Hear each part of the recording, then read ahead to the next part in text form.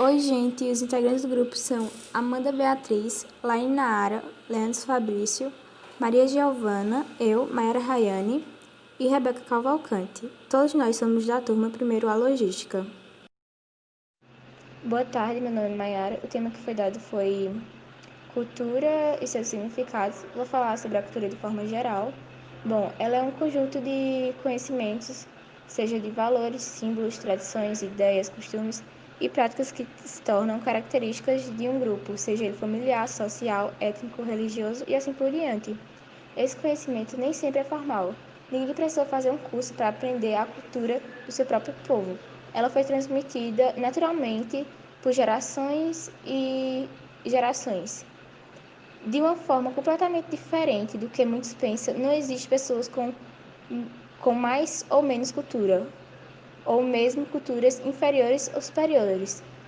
Toda a sociedade possui um conjunto único de valores que foi construído através da sua história e deve ser compreendido e respeitado. Boa tarde, meu nome é Laine e eu vou falar sobre os exemplos de cultura. Cultura erudita. A cultura erudita muitas vezes é utilizada como sinônimo de uma cultura muito desenvolvida, esteticamente de alto valor. É um termo que, quando empregado, pode resultar em uma visão etnocêntrica. Cultura erudita é uma cultura criada por uma elite econômica, social ou intelectual que tenta se sobrepor aos tipos de cultura por meio de sua própria classificação. Cultura popular é a expressão cultural geral de um povo, que em muitos casos, em especiais em países como o Brasil, está fora do eixo erudito, por ser uma manifestação popular criada por povos marginais, ou seja, que estão à margem da sociedade fora das elites. Cultura da massa. A cultura de massa é diferente da cultura popular e da cultura erudita, mas pode mesclar elementos de ambas. A cultura de massa não é uma manifestação cultural autêntica criada por um povo ou por uma elite intelectual, mas é um produto da indústria cultural que visa entender as normas do mercado e fazer da cultura e da arte um negócio lucrativo, produzindo e vendendo elementos culturais como se fossem objetos que as pessoas desejam comprar. Cultura material. A cultura material representa um conjunto de patrimônio cultural e histórico formado por elementos concretos que ao longo do tempo foram construídos pelo ser humano. Como exemplos de cultura material temos elementos arquitetônicos, igreja, museu, biblioteca, e os objetos de uso pessoal e coletivo, obras de arte, utensílios, vestimenta. Cultura imaterial. Diferente da cultura material, a cultura imaterial é formada pelos elementos intangíveis. Ela representa um conjunto de saberes, tradições, técnicas, hábito, comportamento, costume e modos de fazer um determinado grupo. Cultura organizacional.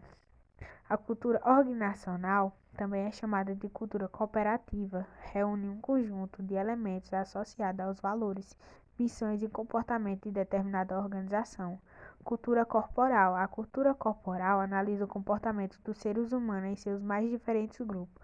Ela reúne as práticas relacionadas aos movimentos, como danças, jogos, atividades, comportamentos sexuais e festividades.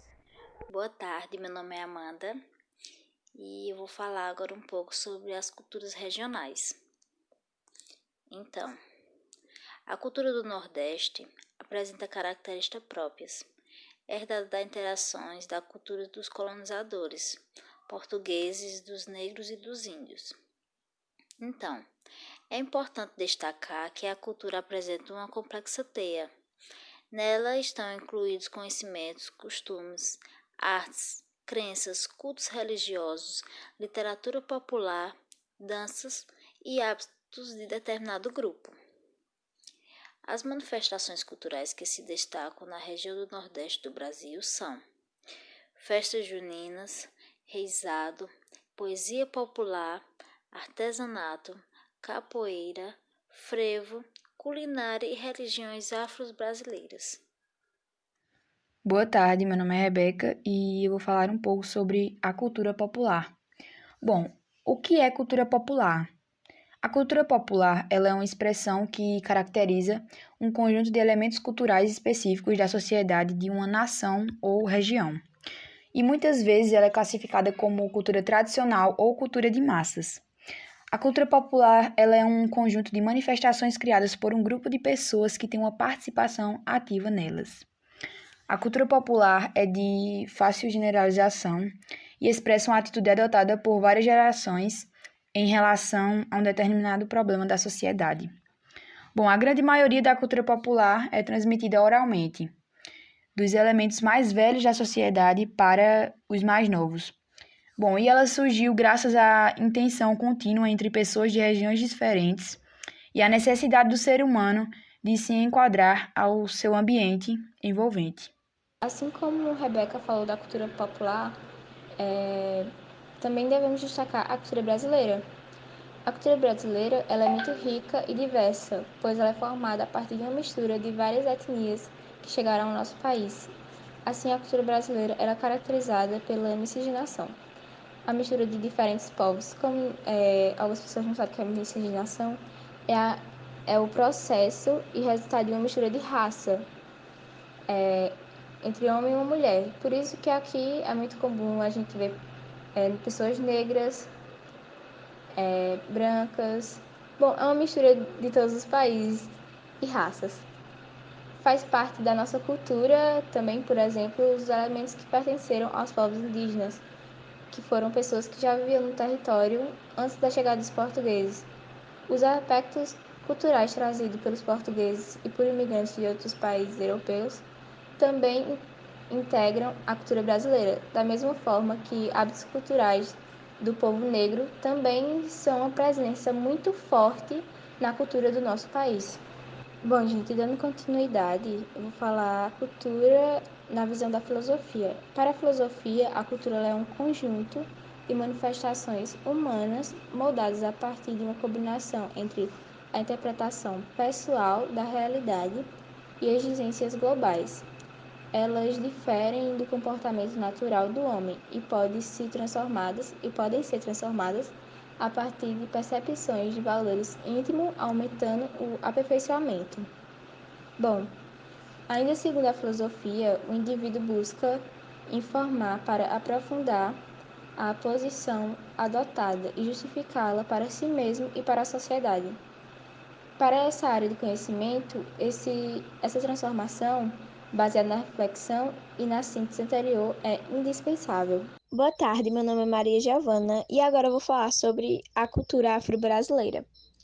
A cultura afro-brasileira ela é um conjunto de manifestações culturais do Brasil que sofreram algum grau de influência da cultura africana desde os tempos do Brasil colônia até a atualidade. A cultura da África chegou ao país em sua maior parte trazida pela escravidão africana, na época do tráfico transatlântico de escravos. No Brasil, a cultura africana ela sofreu também a influência das culturas europeia e indígena, de forma que características de origem africana na cultura brasileira encontram-se em geral mescladas a outras referências culturais. Traços fortes da cultura africana podem ser encontrados até os dias de hoje em variados aspectos na cultura brasileira, como na música popular, a religião, a culinária, o folclore e as festividades populares. Os estados do Maranhão, Pernambuco, Alagoas, Bahia, Minas Gerais, Espírito Santo, Rio de Janeiro, São Paulo e Rio Grande do Sul foram os mais influenciados pela cultura de origem africana, tanto pela qualidade de escravos recebidos durante a época do tráfico, como pela migração interna dos escravos após o fim do ciclo de cana-de-açúcar na região Nordeste.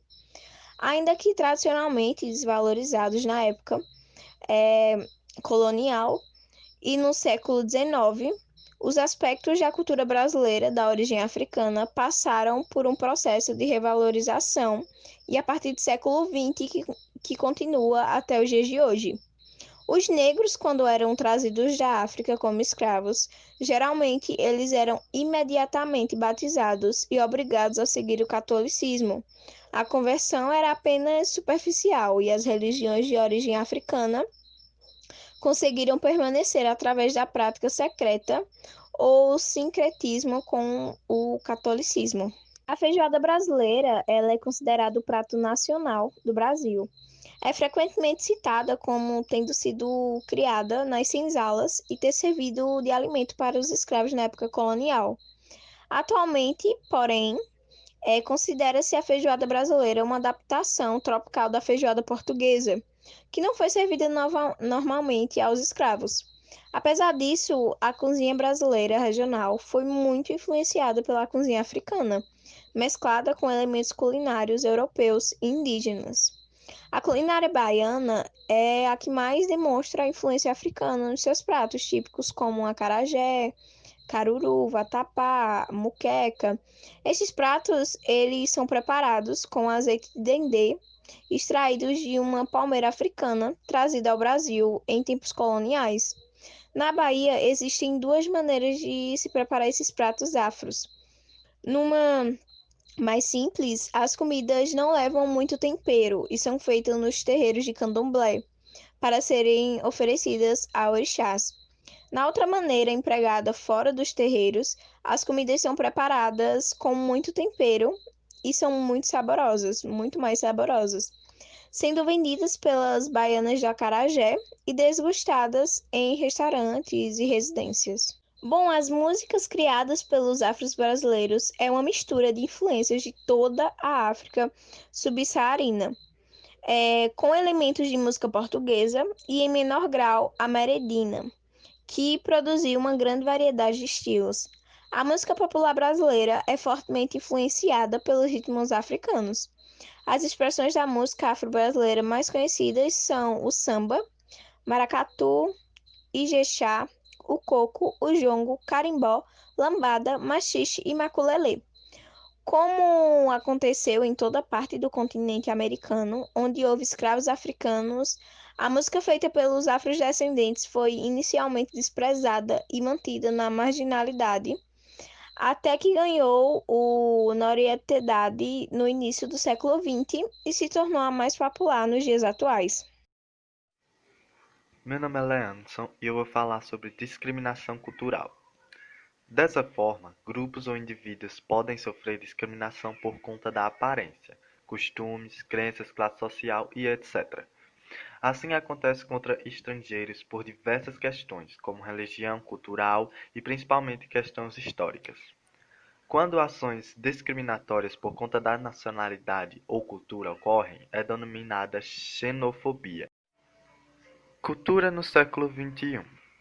O conceito de cultura no século XXI diz que a cultura é o resultado de todo um sistema de valores, tradições, normas, leis, padrões, conhecimentos, produções artísticas e legado histórico que um povo possui.